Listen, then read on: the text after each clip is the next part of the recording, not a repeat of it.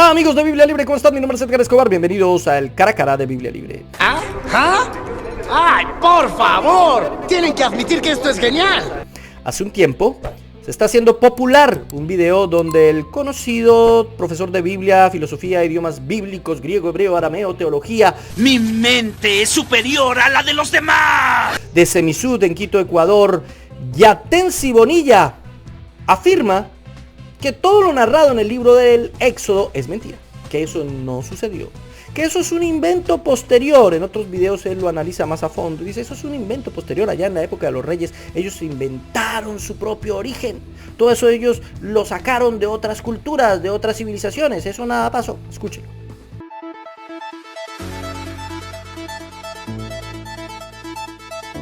Y en eso de las plagas, el tema de la muerte, el tema del mal rojo y todo eso, ¿también tiene alguna influencia con este código Hammurabi o no? Bueno, ese es otro problema, la liberación de Egipto. Sí. Si sacamos el tema legislativo del Éxodo, que muchos dicen que fue formado por tres tradiciones, egoísta, levita y sacerdotal. Ahora, sobre el relato de la salida de Egipto. Sí. Ese es otro problema, porque los arqueólogos dicen que no hay pruebas arqueológicas que comprueben de una salida literal del pueblo de Israel de Egipto. No lo hay. ¿Ya? Y tampoco coinciden con los libros de historia de los egipcios.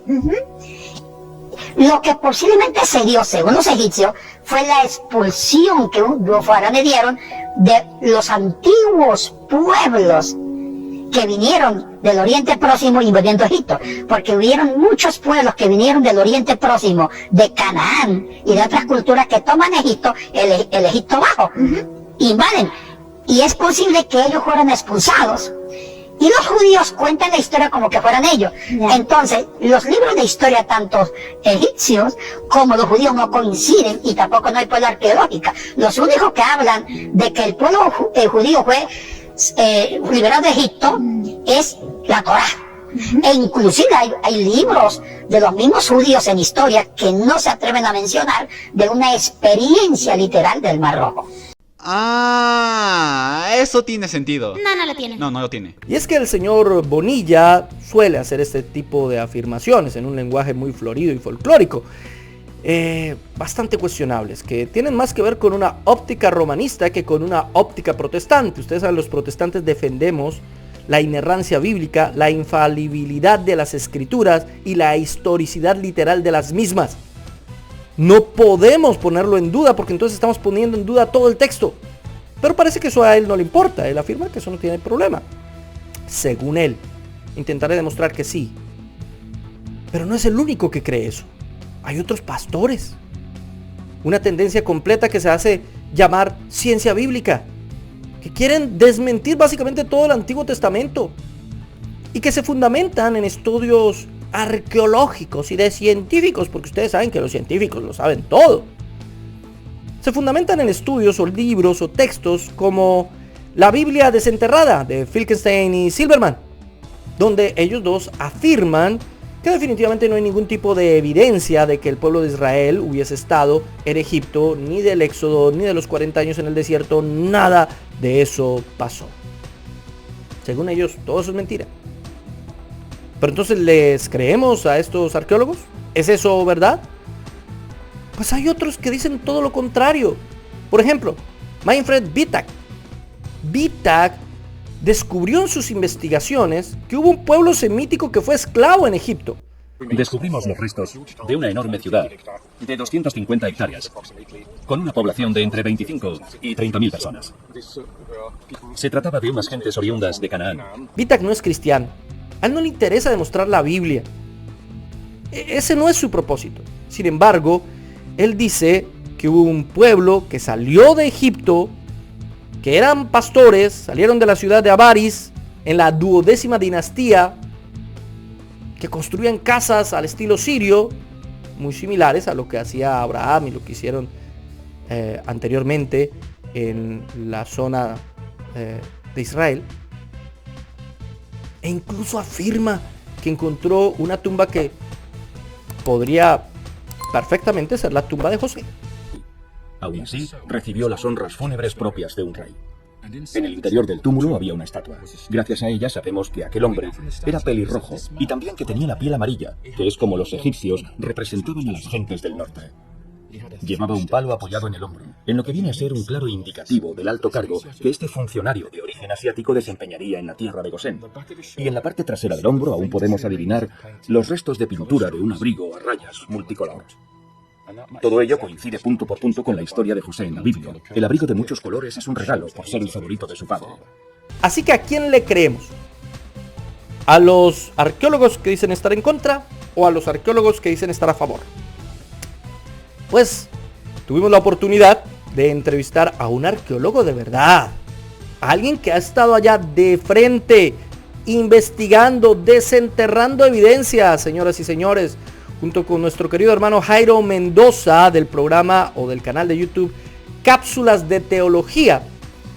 Estuvimos hablando con el Dr. Scott Stripling, quien es director del Instituto de Arqueología del Seminario Bíblico en Katy, Texas, y también director de excavaciones de Associated for Biblical Research, y que estuvo involucrado en grandes procesos de investigación arqueológica. Así que, entrevistando y hablando con él, le preguntamos, ¿es verdad que todo el éxodo es mentira? ¿Qué piensa, doctor Stripling? No, la verdad es que tenemos bastante evidencia. Tenemos un libro que creo que ya allí lo tienen, con la evidencia de Egipto y también de Israel, de Canaán.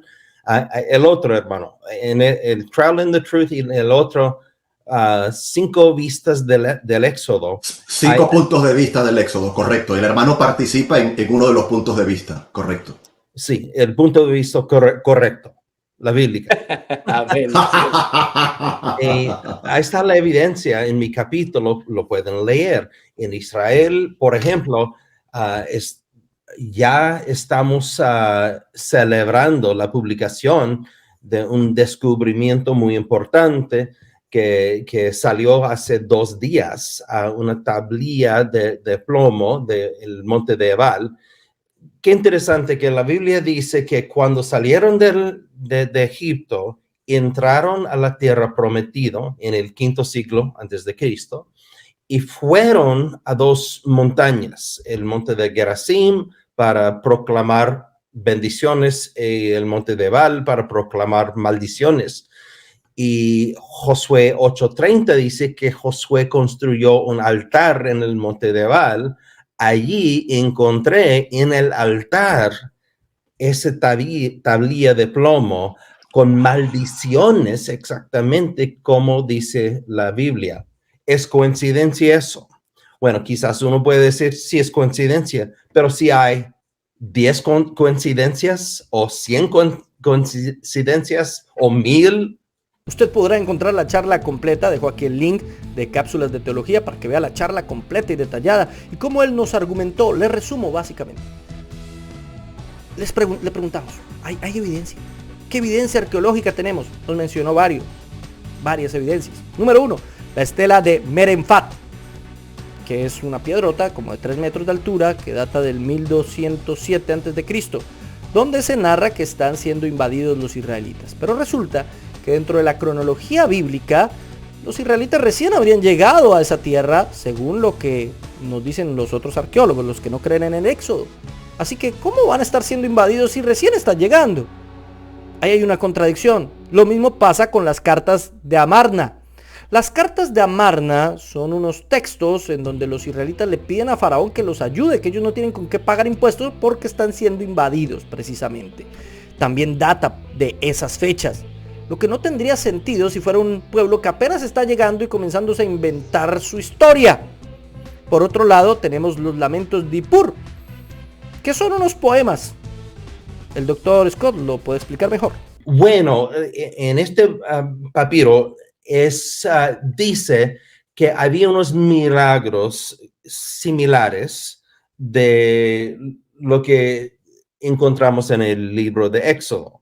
Hay un problemito, no estamos seguros exactamente de cuál siglo es. o sea, habla de unos milagros, por ejemplo, del río Nilo cambiando a sangre, pero no estoy seguro yo si es el tiempo del Éxodo, quizás es más antes del tiempo de Moisés. Así es, en los lamentos de Ippur hay una posible alusión a las plagas de Egipto. Pero es que no cuadra. Usted hace la investigación así arqueológica y no encuentra nada, hermano. Nada ya. El problema es dónde busca. Usted tiene que saber dónde buscar, en qué fecha está buscando. Si va a buscar en la época de Ramsés, hay un texto bíblico que pareciera insinuar que todo fue en la época de Ramsés, pero no necesariamente es así. Si usted busca en la época de Ramsés, no encuentra nada. Por eso le pregunté al doctor Scott, ¿fue en la época de Ramsés? Había un faraón más grande que Rameses y era Tutmose el tercero. Tutmose el tercero. Reinaba él para 52 años y el nombre Tutmose. Tutmose. Tut es título, no es nombre. Entonces el nombre del faraón era Moshe. Moses. ¿Ok? Si nuestro Moses había llegado del punto de ser faraón, su nombre sería Tutmose. Entonces, solamente en el quinto siglo antes de Cristo tenemos este nombre. El nombre es de aquella época. Solamente. Entonces, la Biblia nos punta al quinto siglo antes de Cristo y allí tenemos el nombre de Moses en esta época. Bueno, el hijo de Tutmose el tercer era Amenhotep el segundo. Amenhotep el segundo. Él es el faraón del Éxodo. Entonces, Tutmose el tercero, el faraón de la opresión. Amenhotep el segundo, faraón del Éxodo. Ahí tenemos evidencia, pero no es la única evidencia. Resulta que en semanas inmediatamente anteriores, el doctor Stripling y su equipo hicieron un descubrimiento arqueológico bastante importante. Ellos descubrieron lo que denominan la tablilla de Ebal. ¿Y qué es la tablilla de Ebal? El mismo doctor Scott nos explica. Para decir que realmente el éxodo sucedió, realmente eso pasó. Pero no, el señor Bonilla dice que no, que él es bibliocéntrico y cristocéntrico y que él se las sabe todas. Escúchelo. Éxodo, ¿relato histórico o mito? ¿Qué dice usted? Ahora yo me coloco el sombrero de pastor, ¿Ya? de hombre de fe, Muy bien. de cristocéntrico. Yo siempre le creo a la Biblia, ya ves. Pero eso no significa que sea tonto, ¿no? Conozco con lujo de detalle las teorías científicas que tienen mucho peso. Y mire, una cosa sí voy a aceptar. Los autores sagrados de la Torá, porque Moisés no pudo escribir la tradición escrita porque no sabía el hebreo como se manejaba en la tradición escrita, pero sí es el padre de la tradición oral. Pero eso no cambia la paternidad porque el autor supremo es Dios, instrumento, o las tradiciones son instrumentos en mano de Dios. Eso no cambia. Ahora, yo creo que Dios permitió que los escritores redaccionales en tradición escrita usaran tradiciones más antiguas para asemejarlo a su experiencia de fe, porque todas las fiestas judías también fueron tomadas del paganismo. Así es. La Pascua, Pentecostés, el tabernáculo. Yo creo en un Dios que transforma. Dios permite que el pueblo judío tome costumbres antiguas paganas y las una a su experiencia de fe dirigida por Dios, el Espíritu de Dios. Entonces, que haya tomado de Hammurabi para perfeccionar el éxodo, yo no lo veo malo, porque así lo quiso Dios. Y que antes de que Dios formara un pueblo, ya Dios había formado otros pueblos antiguamente. O sea que el pueblo judío no es un pueblo exclusivo de Jehová. Se sabe todas las teorías científicas. Ay, Dios mío. Ya escuchamos a un científico de verdad que nos explicó que nos demostró que ella en sí no se sabe todas las teorías científicas como él afirma. Pero lo que más me preocupa es que él diga que todas las tradiciones de Israel son copias del paganismo.